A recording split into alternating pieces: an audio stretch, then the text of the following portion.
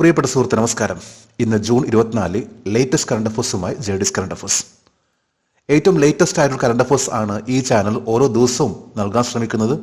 ജെഡിസ് current അഫേഴ്സിന്റെ ഇന്നത്തെ ഈ video കണ്ടിട്ട് ഇഷ്ടപ്പെടുകയാണെങ്കിൽ ഈ ചാനൽ സബ്സ്ക്രൈബ് ചെയ്യാനും ഷെയർ ചെയ്യാനും മറക്കരുത്. നമുക്ക് ഇന്നത്തെ കറണ്ട് അഫേഴ്സിലേക്ക് പോകാം. 2024 ജൂൺ 23 കേരളത്തിലെ ഏത് നഗരമാണ് സാഹിത്യ നഗരമായി ഔദ്യോഗികമായി പ്രഖ്യാപിച്ചത്? കോഴിക്കോട് സിറ്റി.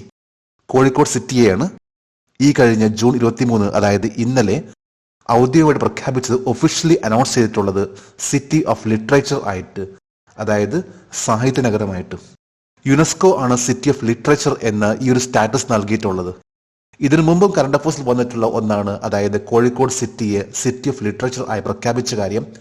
പക്ഷേ ഇന്നലെ നടന്നിട്ടുള്ള ചടങ്ങിൽ വെച്ചാണ് കോഴിക്കോട് സിറ്റിയെ the first city of literature in the country ഈ പ്രഖ്യാപനം നടത്തിയിട്ടുള്ളത് കേരളത്തിലെ തദ്ദേശ സ്വയംഭരണ വകുപ്പ് മന്ത്രി MP രാജേഷ് ആണ്. ഈ ഒരു വേളയിൽ ടൂറിസം മന്ത്രി PA Muhammad Riyas Kozhikode city of ലിറ്ററേച്ചറിന്റെ ലോഗോയും വെബ്സൈറ്റും അനാച്ഛാദനം ചെയ്തു.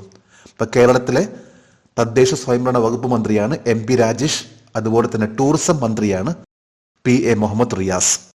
ഇന്ന് ഇന്ത്യയെ പറയുമ്പോൾ കൊൽക്കത്തയാണ് ഏറ്റവും റിച്ച് ട്രഡീഷൻ, അതായത് സാഹിത്യത്തിന് സമ്പന്നമായിട്ടുള്ള ഒരു നഗരമാണ് കൊൽക്കത്ത.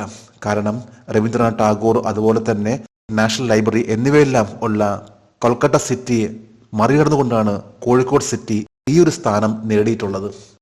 ഇപ്പൊ സിറ്റി ഓഫ് ലിറ്ററേച്ചർ കോഴിക്കോട്. ഈ അംഗീകാരം നൽകിയിട്ടുള്ളത് യുനെസ്കോ.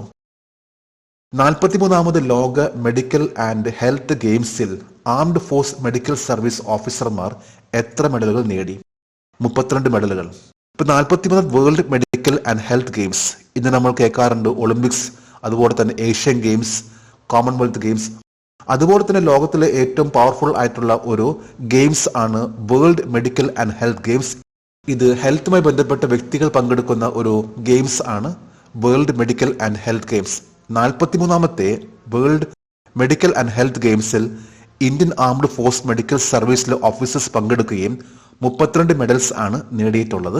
ഈ ഒരു മത്സരം നടന്നിട്ടുള്ളത് ഫ്രാൻസിലെ സെയിന്റ് ട്രോപ്പസ് എന്ന സ്ഥലത്ത് ജൂൺ 16 മുതൽ 23 ജൂൺ വരെയായിരുന്നു. ഇന്ത്യൻ ആംഡ് ഫോഴ്സസിലെ 4 officers, lieutenant colonel Sanjeev Malik, major Aneesh George, captain Stephen Sebastian, captain Danish James എന്നിവർ പങ്കെടുത്തിട്ടുള്ള ഈ ഒരു മത്സരം, ഇതിൽ 19 ഗോൾഡ് മെഡൽസും 9 സിൽവർ മെഡൽ, 4 ബ്രോൺസ് മെഡൽ ആണ് നേടിയിട്ടുള്ളത്. ഈ ഒരു വേളയിൽ ആംഡ് ഫോഴ്സ് മെഡിക്കൽ സർവീസിന്റെ ഡയറക്ടർ ജനറൽ ആയിട്ടുള്ള ലഫ്റ്റനന്റ് ജനറൽ ദൽജീത് സിംഗ് ഈ ഒരു ടീമിനെ അനുമോദിച്ചു. ഇപ്പൊ ലഫ്റ്റനന്റ് ജനറൽ എന്ന് പറഞ്ഞാൽ ഇന്ത്യൻ ആർമിയിലെ ഏറ്റവും ടോപ്പ് ലെവലിന് 2ാമത്തെ റാങ്കാണ്. അതായത് ഏറ്റവും ടോപ്പ് ലെവലിലെ ജനറൽ, തൊട്ട് താഴെ ലഫ്റ്റനന്റ് ജനറൽ. ഇന്ത്യൻ എയർഫോഴ്സിലാണെങ്കിൽ ലഫ്റ്റനന്റ് ജനറലിന് ഈക്വലന്റ് ആയിട്ട് പറയുമ്പോൾ എയർ മാർഷലാണ്. നേവിയിലാണെങ്കിൽ വൈസ് അഡ്മിറൽ. 2024 ജൂൺ 23 ISRO അതിന്റെ 3ാമത്തെയും അവസാനത്തെയും ലാൻഡിംഗ് പരീക്ഷണം വിജയകരമായി നടത്തിയ പുനരുപയോഗ വിക്ഷേപണ വാഹനത്തിന്റെ പേരെന്ത്? പുഷ്പക്. ഇപ്പൊ Indian space research organisation 2024 June 23 3ാമത്തേതും അതുപോലെ തന്നെ അവസാനത്തേതുമായിട്ടുള്ള ഒരു ലോഞ്ച് വെഹിക്കിൾ ടെസ്റ്റ് നടത്തി. റീയൂസബിൾ ലോഞ്ച് വെഹിക്കിൾ ആയിട്ടുള്ള ഈ ഒരു വെഹിക്കിളിന്റെ പേരാണ് പുഷ്പക്. ഇന്നിപ്പോൾ നമുക്കറിയാം PSLV, അതുപോലെ തന്നെ SSLV, ഇവയെല്ലാം തന്നെ വൺസ് ലോഞ്ച് ചെയ്ത് കഴിഞ്ഞാൽ അത് തിരിച്ചു വരാറില്ല. കാരണം അതിന് ഒരു വർഷത്തേക്ക് മാത്രമേ പോകാനുള്ള ഒരു കപ്പാസിറ്റി ഉള്ളൂ. എന്നാൽ ഇപ്പോഴുള്ള പുഷ്പക് എന്ന ഈ ഒരു റീയൂസബിൾ ലോഞ്ച് വെഹിക്കിൾ ഇതിന് തിരിച്ച് വീണ്ടും വരാൻ സാധിക്കുകയും വീണ്ടും നമുക്കത് ഉപയോഗിക്കാൻ സാധിക്കും. അതുകൊണ്ട് തന്നെയാണ് ഇതിന് പേര് നൽകിയിട്ടുള്ളത് റീയൂസബിൾ ലോഞ്ച് വെഹിക്കിൾ എന്നത്. ഈ ഒരു പരീക്ഷണം നടത്തിയിട്ടുള്ളത് കർണാടകയിലെ ചിത്രദുർഗിലുള്ള എയറോനോട്ടിക്കൽ ടെസ്റ്റ് റേഞ്ചിൽ വെച്ചാണ്. കർണാടകയിലെ ചിത്രദുർഗിലാണ് എയറോനോട്ടിക്കൽ ടെസ്റ്റ് റേഞ്ച് ATR. ISROയുടെ ചെയർമാൻ ആയിട്ടുള്ള S സോമനാഥ് ഈ ഒരു ടീമിനെ അനുമോദിച്ചു, അതായത് ISROയുടെ ടീമിനെ അനുമോദിച്ചു. കാരണം ഇതൊരു വലിയൊരു പരീക്ഷണം തന്നെയാണ്. കാരണം റീയൂസബിൾ ചെയ്യാവുന്ന ഒരു ലോഞ്ച് വെഹിക്കിൾ ഇന്ത്യ അത് സക്സസ്ഫുൾ ആക്കി കഴിഞ്ഞാൽ ഇനി വരാൻ പോകുന്ന ഓരോ സാറ്റലൈറ്റ് വിക്ഷേപണങ്ങളും നമുക്ക് ആ ഒരു സാറ്റലൈറ്റ് ലോഞ്ച് വെഹിക്കിൾ തിരിച്ച് വീണ്ടും ലാൻഡ് ചെയ്യുകയും അത് നമുക്ക് വീണ്ടും ഉപയോഗിക്കാൻ സാധിക്കുന്ന രീതിയിലുള്ള ഒന്നാണ് ഇപ്പോൾ നടത്തിയിട്ടുള്ള പുഷ്പക് എന്ന് പറയുന്ന ഈ ഒരു launch vehicle, reusable launch vehicle RLV. ലോകത്തിലെ ആഭ്യന്തര എയർലൈൻ വിപണിയിൽ ഇന്ത്യയുടെ റാങ്ക് എത്രയാണ്? മൂന്നാമത്. വേൾഡ് മാർക്കറ്റിൽ പറയുമ്പോൾ ഇന്ത്യയുടെ ഇപ്പോഴത്തെ ഡൊമസ്റ്റിക് എയർലൈൻ മാർക്കറ്റ് മൂന്നാമതായി മാറിയിരിക്കുകയാണ്. അതായത് ഏറ്റവും കൂടുതൽ ഉപയോഗിക്കുന്ന ആ റാങ്ക് പട്ടികയിൽ നോക്കുമ്പോൾ ഇന്ത്യയുടെ റാങ്ക് ഇപ്പോൾ മൂന്നാമത്തേതാണ്. ഏതാണ്ട് ഒരു 10 വർഷം മുമ്പ്, ഒരു ഡെക്കേഡ് മുമ്പ് ഇന്ത്യയുടെ സ്ഥാനം 5-ാമത്തേതായിരുന്നു. ഇപ്പോൾ ഡൊമസ്റ്റിക് എയർലൈൻസിൽ വന്നിട്ടുള്ള മാറ്റങ്ങളും ആ ഒരു നെറ്റ്വർക്കിംഗ്, പ്രത്യേകിച്ച് നമുക്കറിയാം ഉഡാൻ എന്ന ഏറ്റവും ലോക്കൽ ഏരിയയിൽ നടത്തുന്ന എയർ സർവീസ്, ഇവയെല്ലാം തന്നെ ഇപ്പോൾ ഇന്ത്യൻ ഡൊമസ്റ്റിക് എയർലൈനിനെ ലോകത്ത് തന്നെ പറയുമ്പോൾ ഏറ്റവും ടോപ്പ് ലെവലിൽ നിന്ന് മൂന്നാമത്തെ സ്ഥാനത്തേക്ക് എത്തിക്കാൻ സാധിച്ചു. 10 വർഷം മുമ്പ്, അതായത് 2014 ഏപ്രിലെ കണക്കനുസരിച്ച് 7.9 മില്യൺ സീറ്റ് ആയിരുന്നു അന്ന് ഉപയോഗിച്ചിട്ടുള്ളത്. എന്നാൽ ഇപ്പോൾ 2024 ഏപ്രിൽ ആയപ്പോഴേക്കും 15.5 മില്യൺ സീറ്റ് ആണ് ഉപയോഗിച്ചിട്ടുള്ളത്. അതായത് ഏതാണ്ട് ഡബിൾ ലെവലിലേക്കുള്ള മാറ്റമാണ് വന്നിട്ടുള്ളത് സീറ്റിന്റെ കാര്യത്തിൽ. ബ്രസീൽ ആയിരുന്നു 3-ാം സ്ഥാനത്ത്. എന്നാൽ ബ്രസീലിനെ പിന്തള്ളിക്കൊണ്ടാണ് ഇന്ത്യ 3-ാം സ്ഥാനത്ത് എത്തിയിട്ടുള്ളത്. ഇപ്പോൾ 4-ാം സ്ഥാനത്താണ് ബ്രസീൽ, 5-ാം സ്ഥാനത്ത് ഇന്തോനേഷ്യ. ഇന്തോനേഷ്യ ആണെങ്കിൽ 9.2 മില്യൺ സീറ്റ് ആണ് ഉപയോഗിക്കുന്നത്. ബ്രസീൽ ആണെങ്കിൽ 9.7 മില്യൺ, ഇന്ത്യ 15.5 മില്യൺ സീറ്റ്. ഇന്ന് ലോകത്ത് പറയുമ്പോൾ ഏറ്റവും കൂടുതലായിട്ട് ഡൊമസ്റ്റിക് എയർലൈൻസിലെ ടോപ്പ് ലെവലിൽ നിൽക്കുന്ന രാജ്യമാണ് US. അതായത് 86.1 മില്യൺ സീറ്റ് ആണ് US ഉപയോഗിക്കുന്നത്. ചൈനയാണെങ്കിൽ തൊട്ട് താഴെ 67.8, ഇന്ത്യ 15.5. അതായത് ഇനിയും ഇന്ത്യയിൽ വളരാൻ സാധ്യതയുള്ള ഒരു മേഖലയാണ് എയർലൈൻസ്. AI പിന്തുണയോടെ ദേശീയപാതകളിൽ റോഡ് അടയാളങ്ങളുടെ ലഭ്യത മെച്ചപ്പെടുത്തുന്നതിന് NHAI ഏത് IITയുമായി ഒരു ധാരണാപത്രം ഒപ്പുവെച്ചു. Indraprastha institute of information technology, IIIT. ഇപ്പോൾ IIIT ആയിട്ടുള്ള ഇന്ദ്രപ്രസ്ഥ ഇൻസ്റ്റിറ്റ്യൂട്ട് ഓഫ് ഇൻഫർമേഷൻ ടെക്നോളജിയുമായി national highway authority of India ഒരു ധാരണാപത്രം ഒപ്പുവെച്ചു. അതായത് AI സഹായത്തോടു കൂടി, ആർട്ടിഫിഷ്യൽ ഇന്റലിജൻസിന്റെ സഹായത്തോടു കൂടി ഇനി റോഡിലെ അടയാളങ്ങളുടെ ലഭ്യത മെച്ചപ്പെടുത്തുന്നതിനുള്ള ഒരു ധാരണാപത്രമാണ് ഇപ്പോൾ ഒപ്പുവെച്ചിട്ടുള്ളത്. IIIT ഡൽഹിയും NHAI എന്നാൽ national highway authority of India. ഡൽഹിയിലുള്ള Indraprastha institute of information technology government of national capital territory കീഴിൽ വരുന്ന ഒരു ടെക്നിക്കൽ യൂണിവേഴ്സിറ്റിയാണ്. ഈ ഒരു ധാരണാപത്ര പ്രകാരം 25,000 കിലോമീറ്റർ ഏരിയയിലാണ് AIയുടെ ആ ഒരു സിസ്റ്റം കൊണ്ടുവരാൻ പോകുന്നത്. National highway authority of India ഇത് എസ്റ്റാബ്ലിഷ് ചെയ്തിട്ടുള്ളത് 1988-ലാണ്.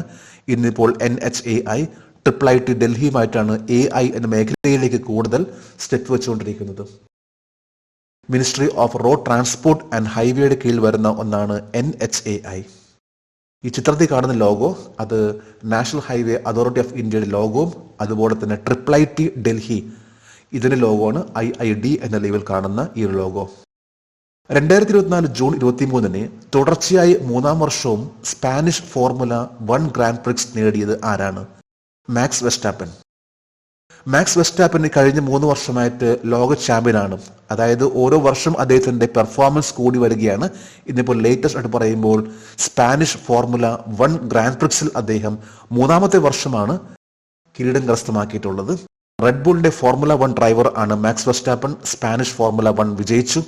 തൊട്ടുപുറകെ ലാൻഡോ നോറിസ് ആണ് 2.2 സെക്കൻഡ് തൊട്ടുപുറകിൽ 2-ാം സ്ഥാനത്തെത്തിയിട്ടുള്ളത്. അതായത് കേവലം 2.2 സെക്കൻഡ് വ്യത്യാസത്തിലാണ് മാക്സ് വെസ്റ്റാപ്പന്റെ തൊട്ടുപുറകിൽ ലാൻഡോ നോറിസ് എത്തിയിട്ടുള്ളത്.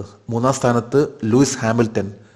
ഒരു സമയത്ത്, അതായത് 7 പ്രാവശ്യം ലോക ചാമ്പ്യൻ ആയിരുന്നു Luis Hamilton.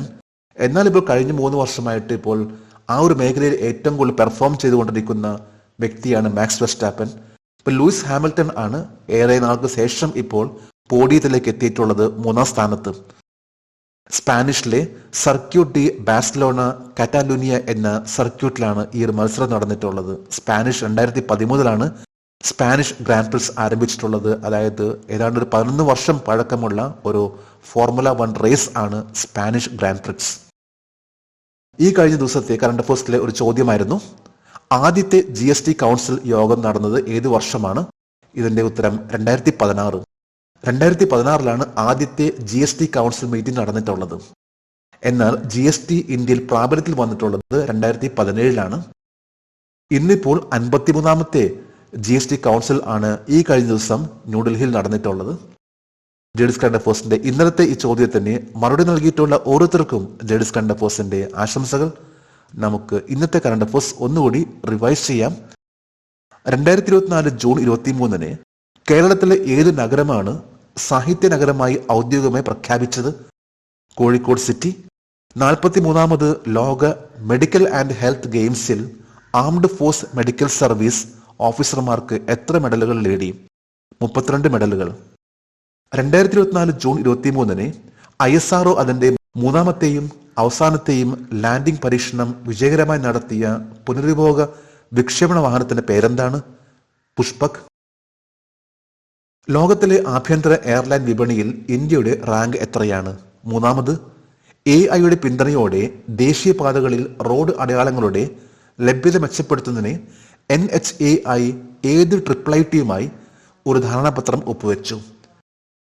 Indraprastha institute of information technology IIIT. 2024 June 23 തുടർച്ചയായി 3ാം വർഷവും സ്പാനിഷ് ഫോർമുല 1 ഗ്രാൻഡ് പ്രിക്സ് നേടിയത് ആരാണ്? Max Verstappen. ഇന്ന് ജൂൺ 24 ഇന്നത്തെ കറണ്ട് അഫയേഴ്സിലെ ഒരു ചോദ്യമാണ്. Where is the headquarters of ISRO? ISROയുടെ ആസ്ഥാനം എവിടെയാണ്? 3 ഓപ്ഷൻസ് ആണ് നൽകിയിട്ടുള്ളത്. ഈ ചോദ്യത്തിന്റെ ഉത്തരം അറിയാമെങ്കിൽ ഇന്നത്തെ കറണ്ട് അഫയേഴ്സിന്റെ കമന്റ് ബോക്സിൽ രേഖപ്പെടുത്തുവാൻ അഭ്യർത്ഥിക്കുന്നു. നാളത്തെ കറണ്ട് അഫയേഴ്സിൽ ഇതിന്റെ ഉത്തരം ഉണ്ടായിരിക്കും. ലേറ്റസ്റ്റ് ആയിട്ടുള്ള ഓരോ കാര്യങ്ങൾ ആണ് ജേഡിസ് കറണ്ട് അഫയേഴ്സ് ഓരോ ദിവസവും നൽകാൻ ശ്രമിക്കുന്നത്. ജേഡിസ് കറണ്ട് അഫയേഴ്സിന്റെ ഇന്നത്തെ ഈ വീഡിയോ കണ്ടിട്ട് ഇഷ്ടപ്പെടുകയാണെങ്കിൽ ഈ ചാനൽ സബ്സ്ക്രൈബ് ചെയ്യാനും ഷെയർ ചെയ്യാനും മറക്കരുത്. നമുക്ക് നാളെ വീണ്ടും പുതിയ കറണ്ട് അഫയേഴ്സുമായിട്ട് കാണാം. Thank you very much.